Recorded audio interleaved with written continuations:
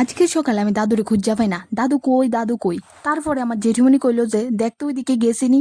তারপরে গিয়া দেখি যে ওমা, ওই যে ক্ষেতের কোনার মধ্যে এটা কারা জানি দেখা যায়, মনে হইতাছে আমার দাদু ওই। তারপর আমি দাদুরে দাদু দাদু কইয়া ডাক দিতাছি, কিন্তু দাদু আর শুনে না। দাদুরে আমি যাইয়া কইলাম যে দাদু তোমার যে ডাক দি তুমি কি শুনো না নি? তুমি যে বাড়ির থেকে আইসো একবার কই আইসো না কেরে, তুমি এখানে কি করো? তারপরে দেখি যে দাদু এখানে কুমড়ার লতা কাটতাছে।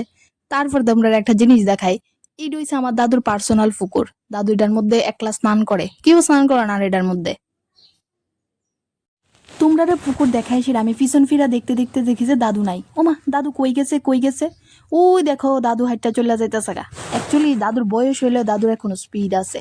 তারপর দাদুরে কইলাম দাদু তুমি এটি কি কি ডাটা কাটছো? দাদু বললো কি কই এগুলি সব কুমড়া লতাই।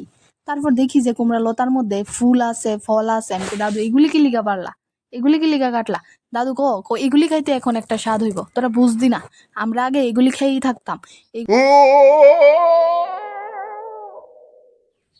তারপর দাদু আমারে আমার হাতে এই লতাগুলি ধরা দিয়ে কইলো কি তোর মারে নিয়ে দিয়াই, তোর মা রান্না করবো। তারপর আমি রান্না করে গিয়ে দেখি মা অলরেডি এখানে কচু কাটতে রাখছে, কচুর ডাটা।